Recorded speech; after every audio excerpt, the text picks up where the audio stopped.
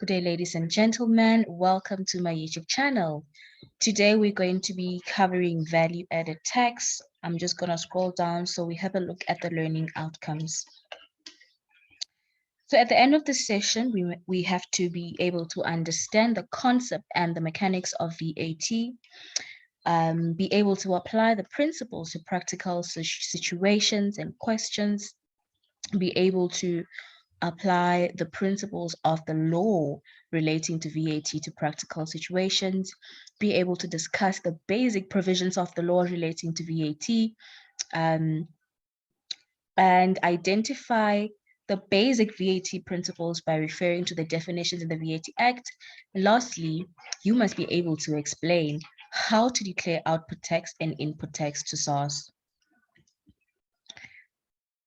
Now, if you're a second-year student, a third-year student, or even a CTA student, and you just want to refresh your memory, this video is for you. VAT is levied at a rate of 15%. Before the 1st of April 2018, the rate was 14%. This rate is levied on all standard rated taxable supplies of goods and services made by a vendor in the course or furtherance of any enterprise carried on. So there has to be an enterprise for VAT to be levied or claimed. When a person is a registered VAT vendor, any amount charged by that person for a supply of taxable goods or services is deemed to be inclusive of VAT. The tax charged by that person is referred to as output tax. The tax incurred by the purchaser for the supply of goods or services is referred to as input tax. The recipient can only claim input tax to the extent that the goods or services are acquired by the recipient for the purpose of consumption, use, or supply in the course of making taxable supplies. The basic VAT calculation is as follows. So you calculate total output tax on all your sales and revenues, less input tax claimable on purchases, and that's how you get to VAT payable or refundable from SARS. Registered VAT vendors have a responsibility to calculate VAT payable to SARS. The following formula is used to calculate the amount that should be paid to SARS. Now, I've included this little table here because some students struggle with the VAT fraction. So if you've got a VAT exclusive amount, and that would be 100%, that would be the cost of the transaction. When you include your 15% VAT rate, you get a VAT inclusive amount. So you've got 100% plus 15% in VAT, and that's how you get to a VAT inclusive amount. Now, if you're struggling with the VAT fraction calculation, here's a little tip that may work for you. The formula is what do I want divided by what do I have. Let's take a look at the following example. Vendor credit sales excluding VAT purchases amounted to 1 million rand. So we've got credit sales excluding VAT amounting to 1 million rand. We also have credit purchases including VAT amounting to 570,000 rand. Let's calculate VAT payable. To calculate output tax on your credit sales, you'll take the 1 million worth of sales multiplied by what do you want? You want 15%, which is VAT, divided by what do you have? You have 100% because the 1 million was exclusive of VAT. So you'll have 1 million times 15 over 100. And that will give you 150,000 rand output tax. To calculate input tax, you'll take your purchases amounting to 570,000 rand multiplied by what do you want? You want 15% divided by what do you have?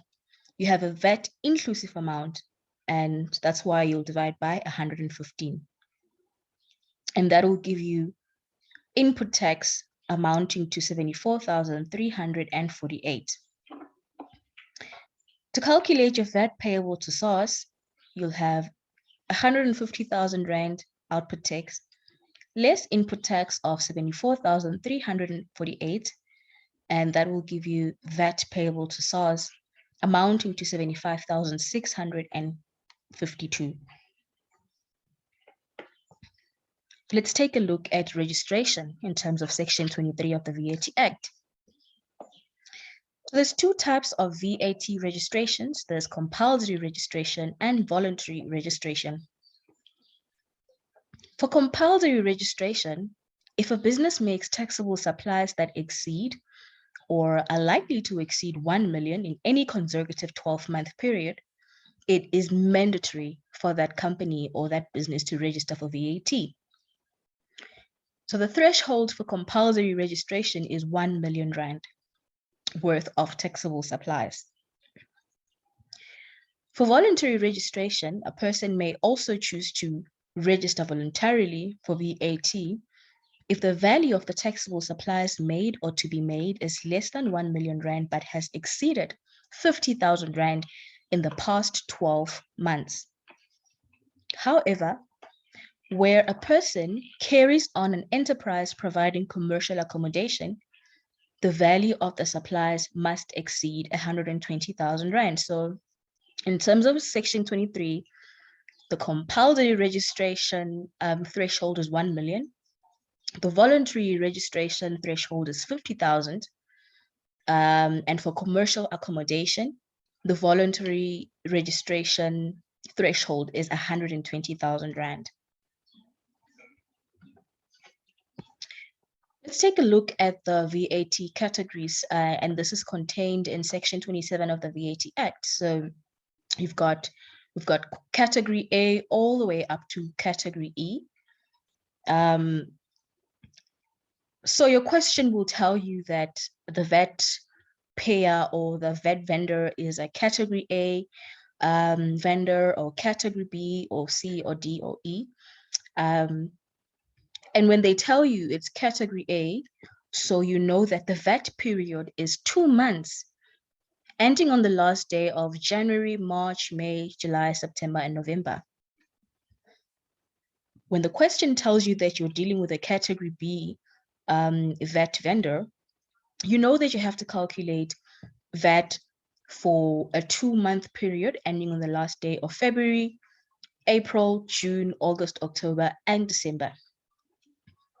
So your questions will always be very clear when it comes to the category, and the category will determine how many months you have to calculate VAT for. So how, the category will determine the VAT period, basically. Moving on, this basis of registration, there's the invoice basis of registration and the payment basis of VAT registration. With the invoice basis of registration, vendors are required to account for tax on a basis of invoices, whether or not paid.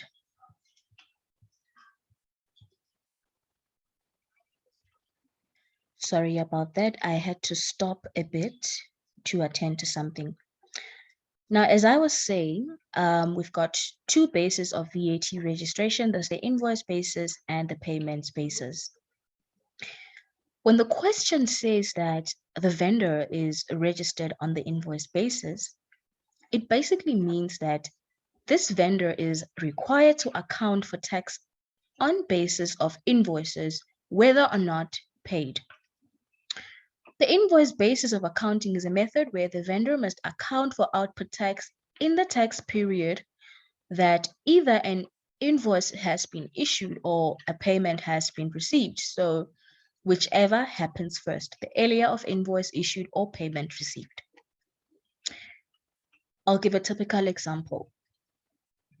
If the vendor has credit sales, obviously it's credit and the debtors don't pay immediately, output tax must be paid as soon as the vendor issues an invoice. So it doesn't really matter whether or not the payment has been received. SARS will expect the company to pay output tax because they have issued an invoice. Under the payment basis of registration, vendors are required to account for tax as and when the payment has actually been paid or received. An input tax may only be recovered once the suppliers of the goods and services have been paid. So under the payment basis, just to summarize it, vendors will pay output tax when they have actually, been paid by their customers, and they will also claim input tax to the extent that they have actually paid their suppliers. All vendors, very important, all vendors must account for VAT on the invoice basis, unless the vendor meets the requirements of Section 15, subsection 2 of the VAT Act, applied to use the payments basis, and it has been approved by the Commissioner. So if you want to understand the requirements of Section 15, please do check them out in the VAT Act. Let's talk about deregistration. So a vendor can apply for its VAT registration to be cancelled in the following instances. If the value of the taxable supplies made by the vendor decreases below the compulsory registration threshold of 1 million rand in any consecutive period of 12 months, or below the voluntary registration threshold of 50,000 in any consecutive period of 12 months. The vendor also, if the vendor ceases trading and will not commence trading within 12 months, if the vendor no longer complies with the requirements for voluntary registration, and also if the business is sold, or if the vendor has migrated to the turnover tax system. So these are the circumstances in which a VAT vendor can apply for deregistration. All right. Now, supplies can be categorized and summarized as follows. We've got taxable supplies and exempt supplies. Taxable supplies can either be standard rated at a 15% rate or zero rated at 0%. Students have a tendency of confusing exempt supplies and zero rated supplies. Zero rated supplies are taxable supplies, and the only difference is they are taxable at a rate of 0%. So do not confuse exempt supplies and zero rated supplies. Zero rated supplies are taxable at a rate of 0%. Section 11 of the VAT Act provides a list of supplies that will constitute zero-rated supplies. And the following are a few examples of zero-rated supplies. We've got export goods and services.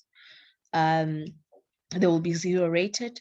So your question will probably tell you that the company had local sales and export sales. So for the local sales, output tax will be payable because that's a taxable supply. So output tax will be payable at a flat rate of 15% on the local sales, and on the exported sales or on the proceeds from the export goods, output tax will be zero rated. The sale of a going concern will also constitute a zero rated supply. Certain farming goods and foodstuffs will also constitute zero-rated supplies. Fuel, levy goods, petroleum oils, and etc. will also constitute zero-rated supplies. So if the question says that the company the company purchased fuel, that's a zero-rated supply.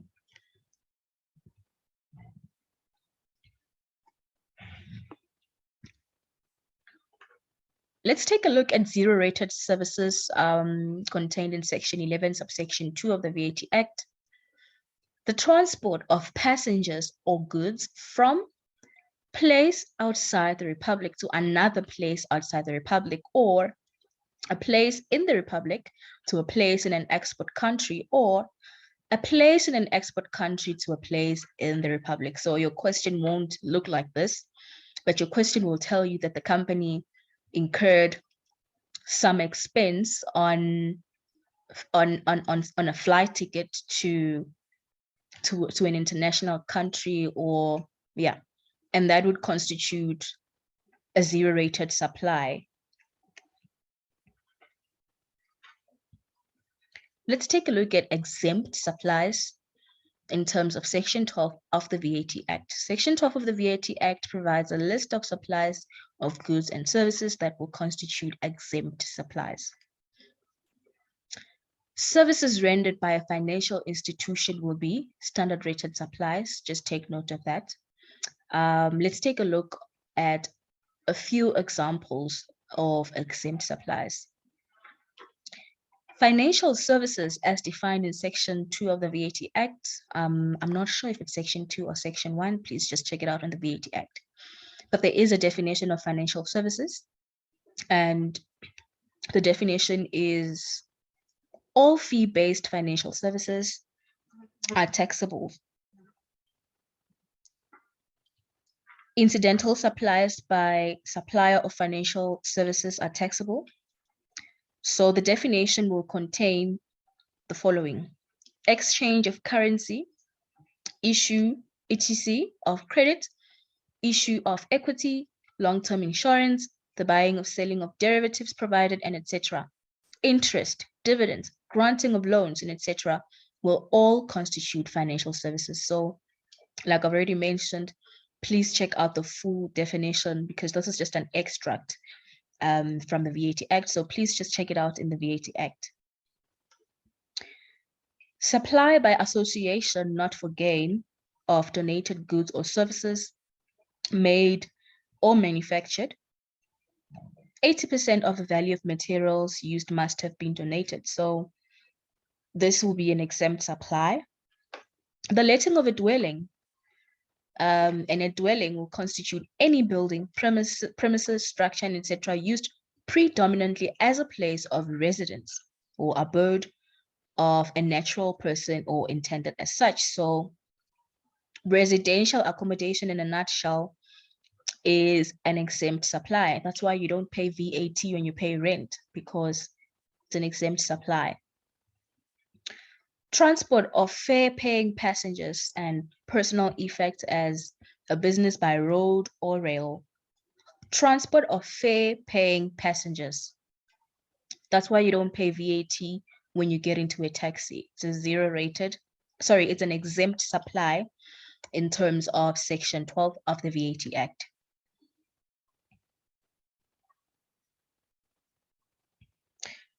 One example that I forgot to mention is educational services by state and recognized schools or higher education facilities and public benefit organizations. So there is no VAT on education. That's why we don't pay VAT on school fees. Deemed supplies are contained in Section 8 of the VAT Act. Section 8 of the VAT Act lists specific types of transactions that are deemed to be supplies, even though the normal criteria are not met.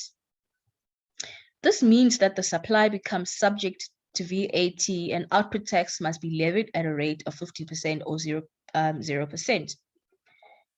So, like already mentioned, deemed supplies do not meet the criteria of a taxable supply, but Section 8 of the VAT Act deems them to be taxable at a rate of 15% or 0%.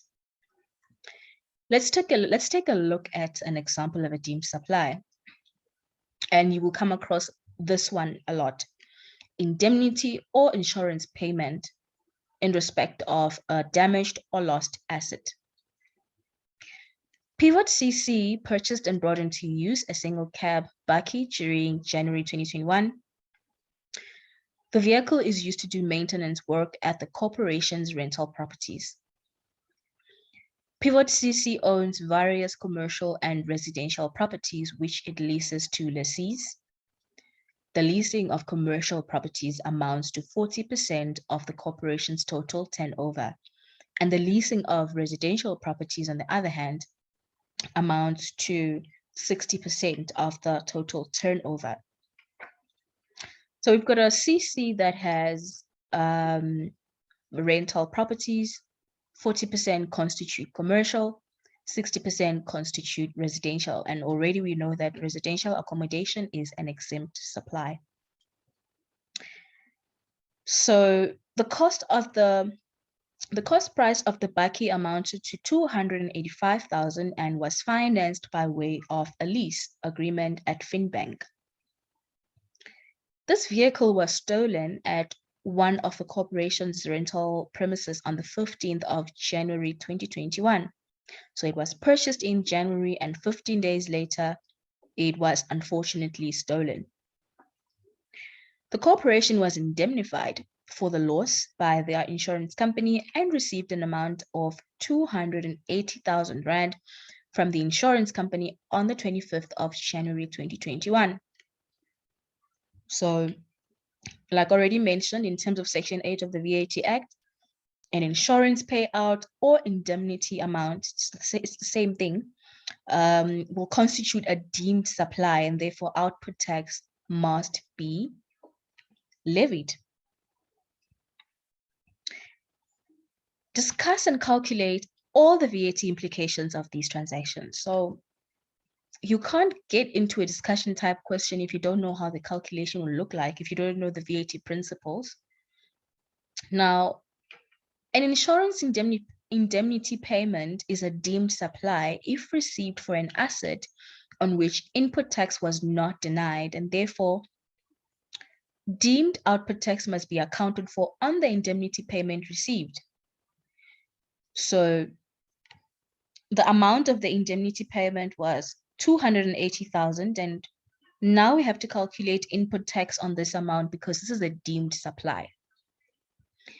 The output tax will be 280,000 times 15 over 115, and that will give us 36,522. We will have to apportion this amount because we have to account for output tax to the extent that the indemnity payment relates to taxable supplies. And so therefore we'll take the 36,000 times 40%, and that'll give us 14,609, because the other 60% was relating to residential accommodation, and that is an exempt supply. So when will this output tax be payable? When the indemnity payment is received, and that was on the 25th of January 2021.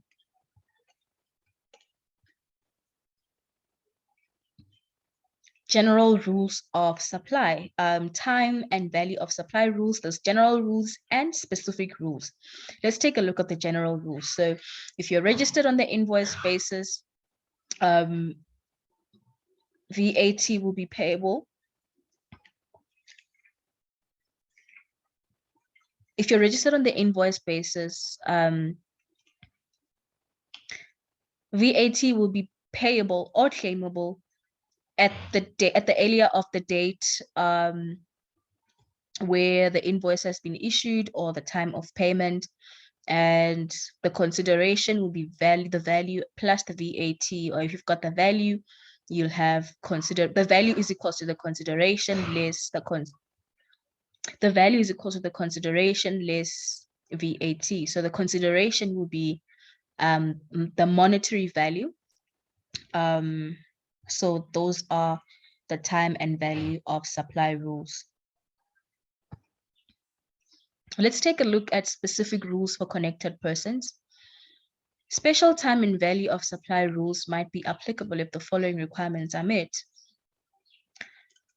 The relationship between the two parties must constitute a connected person relationship. So for specific rules to be applied, excuse me, the relationship between the buyer and the seller must constitute a connected person relationship as defined in Section 1 of the VAT Act. And this transaction has to take place at no consideration or below the market value. And also, the last condition is that the buyer is not entitled to a full input tax deduction. So these are the conditions that have to be met for you to apply specific rules and not general rules for time and value of supply. So what are the rules? Value. The value of the supply between connected persons is equal to the market value of the transaction. Time. The tax period that the goods or services are made available to the recipient. So those are the specific rules for connected persons.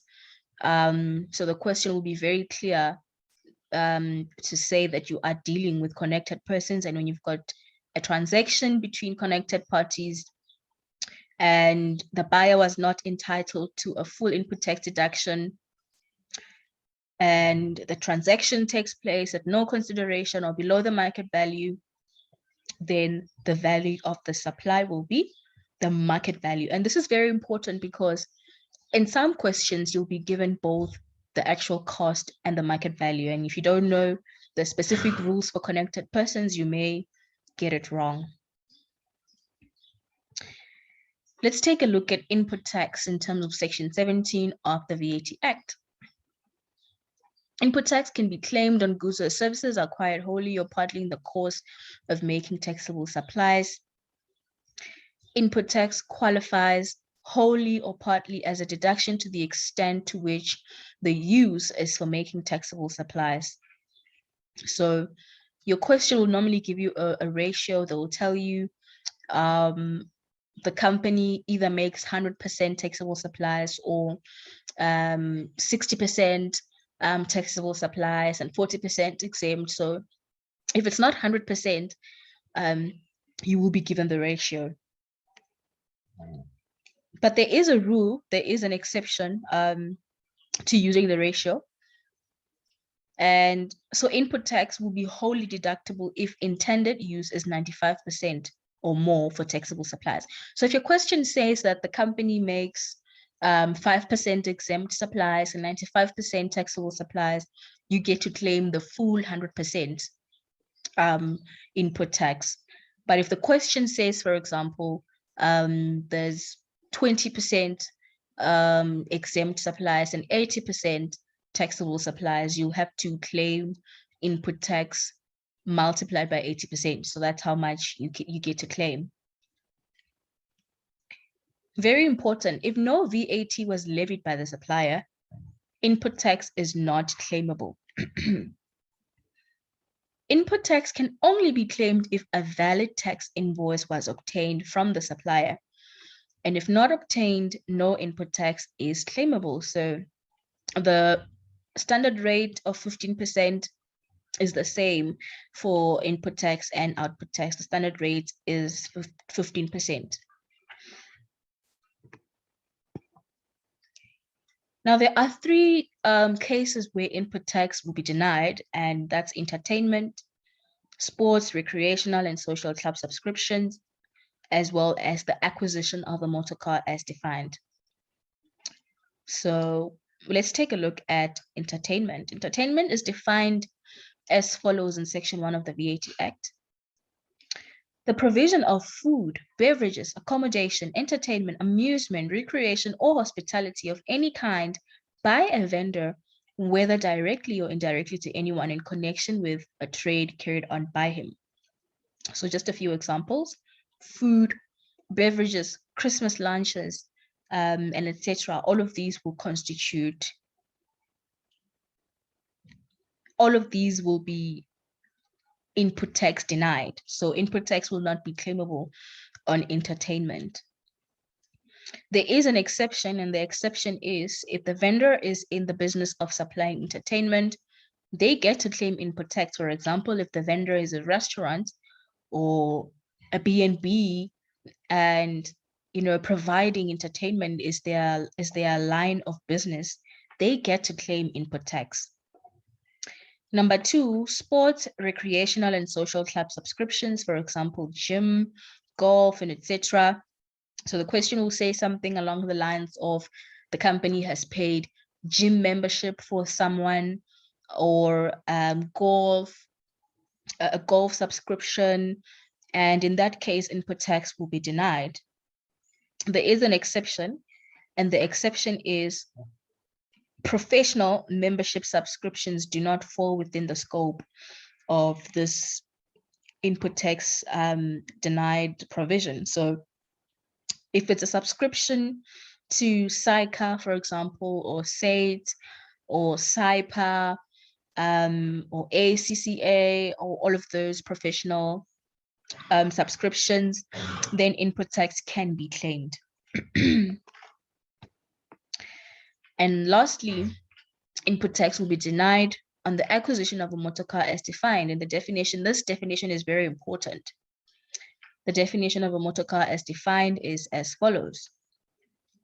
A motor car includes a motor car, station wagon, a minibus, a double cab light delivery vehicle, and any other motor vehicle of any kind used on public roads which has 3 or more wheels and constructed or converted wholly or mainly for the carriage of passengers. Input tax is denied on the acquisition of a motor car that constitutes a denied supply item. Input tax is claimable on other costs relating to the motor car as defined. For example, if there's repairs and maintenance and insurance on this vehicle, input tax can be claimed. So just because input tax has been denied on the acquisition of a motor car, it doesn't mean that the related expenses will also be denied. Let's take a look at VAT on accommodation. How do we go about accommodation? Residential accommodation is an exempt supply, as I've already mentioned. Commercial accommodation, however, is a taxable supply. Let's take a look at the definition of commercial accommodation in Section 1 of the VAT Act. Lodging, board, and lodging together with domestic goods and services in any house, flat, apartment, room, hotel, motel, inn, guest house, boarding house, residential establishment, holiday accommodation unit, chalet, tent, caravan, camping site, houseboat, or similar establishment. So if you're dealing with a flat, a guest house, a B&B, and etc., all of those will constitute commercial accommodation and it's taxable. There is, however, a special rule for commercial accommodation exceeding 29 days. Input tax is claimable on the 60% of the invoice relating to the lodging or boarding and the domestic goods and services. So in a nutshell, what I'm trying to say is the question will tell you that the guest house or, the lodge had, excuse me, the lodge had, people that stayed over for more than 29 days. And in that case, output tax will be payable on 60% of the invoice, and input tax will also be claimable on 60% of the invoice. So that's the special rule for commercial accommodation. The question will be very clear and precise as to how many days the client stayed at this establishment. So let's take a look at secondhand goods in terms of Section 18(4)(c). Section 18(4)(c) of the VAT Act provides for notional input tax on secondhand goods. Notional input tax can only be claimed if no actual VAT was levied by the supplier, irrespective of whether it was a connected person or an arm's length transaction. So if you're dealing with secondhand goods, notional input tax can be claimed regardless of whether or not,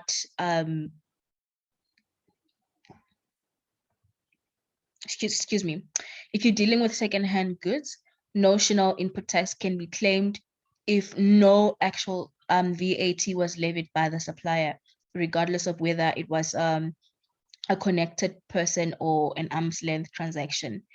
So your question will tell you if VAT was levied on the transaction, and the question will probably say something like the seller was a non-vendor. So if the seller was a non-vendor, it means no actual VAT was levied. That's how you know that no actual VAT was levied.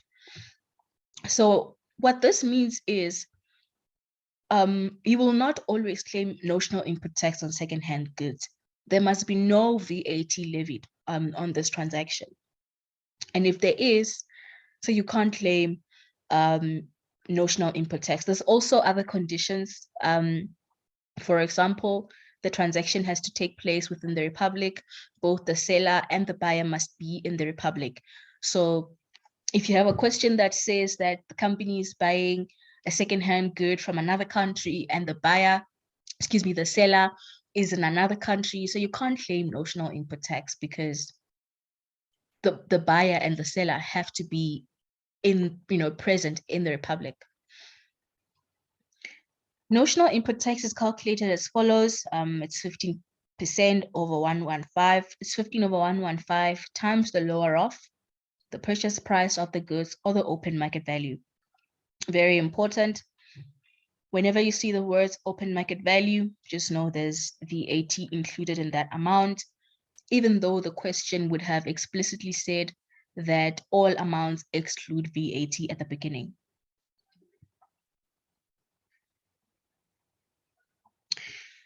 Let's take a look at VAT adjustments. I think this is the last slide. Bad debts in terms of Section 22 of the VAT Act. So in dealing with trade debtors, the invoice issued when the transaction occurs, the invoice is issued when the transaction occurs. That is when output tax is payable to SARS. So output tax is payable as long as an invoice has been issued to SARS. So what happens when the debtors don't eventually pay? So you have paid output tax because you had credit sales, you paid output tax when you issued the invoice, and now these debtors don't pay you. So you have to reverse the original output tax accounted for when the invoice was issued. And this reversal is done by processing, excuse me, this reversal is done by processing an input tax adjustment. So you're going to use the same VAT fraction to process this input tax adjustment. So you're just reversing the output tax that you paid and you were subsequently not able to recover because clients ended up not paying their debts. So that's just an example of an adjustment. So this is just a summary of VAT. Please comment down below if you've learned something, if you have a question. If you haven't already subscribed, please subscribe to my channel. I will be posting content every single week. I'll be posting tax auditing as well as accounting content. Thank you so much for watching. Enjoy the rest of your day. Goodbye.